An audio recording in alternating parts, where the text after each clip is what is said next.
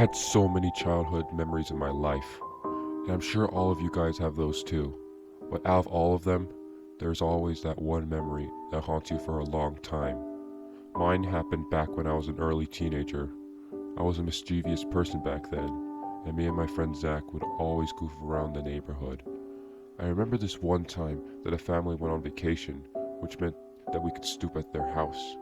Back then, we thought it would have been cool and increased our school reputation, so me and Zach were prepared for exploration in the house. We left at around night, so nobody would be suspicious or see us. When we arrived at the house, Zach told me he would try and open the door, but as expected, he failed. I laughed and said that he was weak, so he punched the door open and it burst open. It was very dark in there. Me and Zach entered to find the light switch, and when we did, everything was much easier to see. We took video of our point of views to see what we saw, but nothing was really worth recording.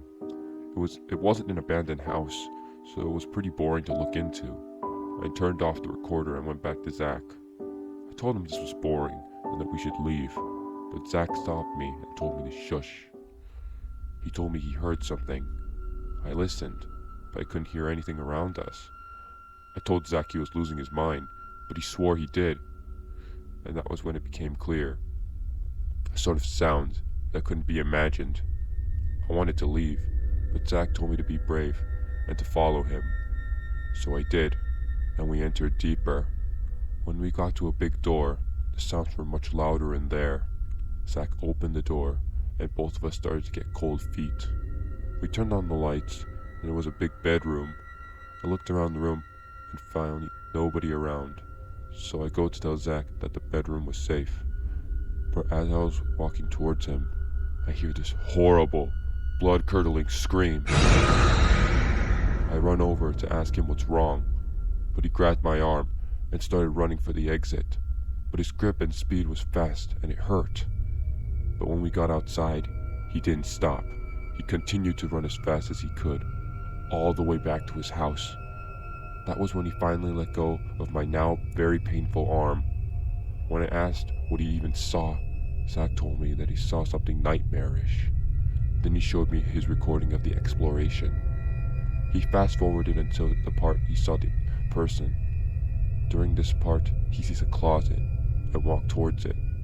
He tried to open it, but it seemed to be locked, so he tries to see through the lid. And when he could finally see in, he saw a bloody eye. But he didn't see a body to go with the eye, so he screamed. Then I come running, and that was when he grabbed me and left. Me and Zach looked at each other. We couldn't tell if someone was really in the closet or not, mostly because Zach claimed that he didn't see a body and only an eye. And I didn't really believe him at the time, and I don't think Zach believes it either. We didn't want to tell our parents what we saw. We thought it would get us in trouble, so me and Zach kept this between us. But every now and then, I always think about it. This was the first ever paranormal occurrence I ever had.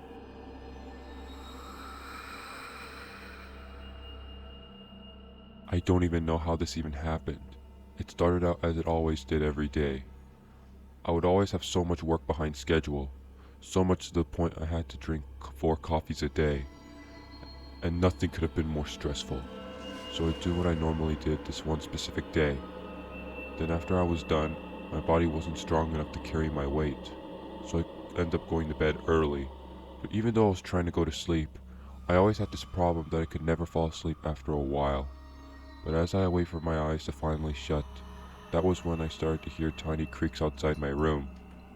I thought nothing of it, until I hear a loud slam, like something fell on the hard floor.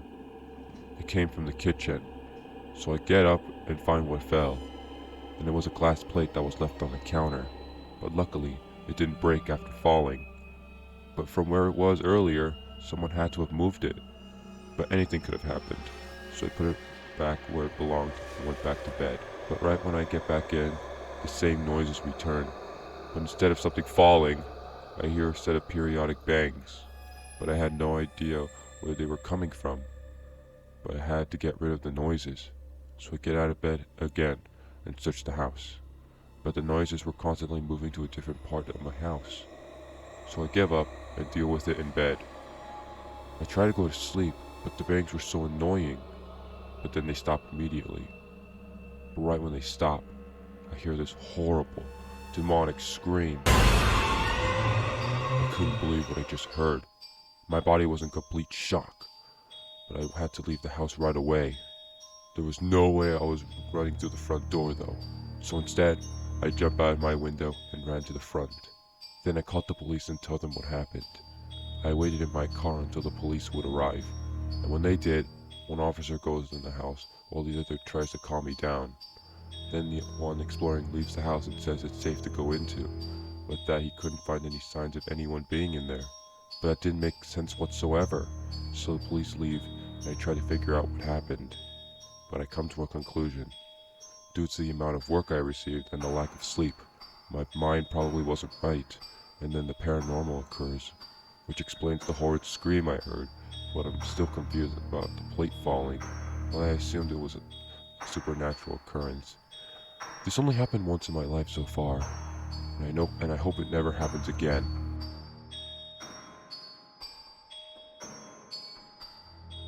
I'm an athlete in my high school track team. Me and the team would go on countless runs and trails. I would love the breeze hitting me as we all sprint through the trails, but unfortunately, I was one of the slowest on the team. But being in the middle of nowhere occasionally, you're gonna have to expect some weird stuff to happen. Anyways, here's mine. The coach made us go towards the hills near the school so we could go on the trail and hike all the way up. So all of us started to jog the road towards the trail, and when we arrived at the trail, I was already tired from getting there already. And fortunately, I wasn't the only one tired, but most of the team already started going up the hill, but me and the boys barely had the energy to get up. But somehow, we did manage to make it towards the peak of the hill, but as soon as we got up there, we couldn't see the team anywhere. They must have gone far ahead of us by now, so we started to tiredly walk towards where the trail was leading us.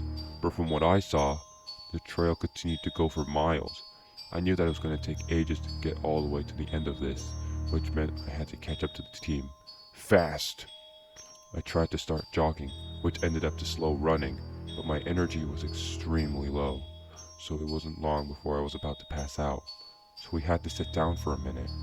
One of my teammates, Logan, told us we should go back to the school, but I care about my grade, so I had to refuse. But while we were talking, we noticed unusual activity. I thought I could hear footsteps coming towards us, but that didn't make sense. Everyone was ahead of us, and there were no trees or anything tall, so nobody could be hiding. And these sounds didn't resemble any kind of animal. We looked around the area, and we couldn't find anybody. I tell Logan and everyone else that we needed to keep moving, so we started to jog. But the sounds seemed to be following us, and every step we took didn't make it any farther, so we started to go faster. But the sounds were fading away, so all of us had to full-on run down the trail. Since our adrenaline was pumping, we were able to run for a long time. And as we somehow caught up with everyone else. The rest of the team questioned us on where we were, but we couldn't tell them what we just went through.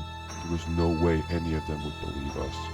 So I tell the team that we were just extremely tired, and that was it.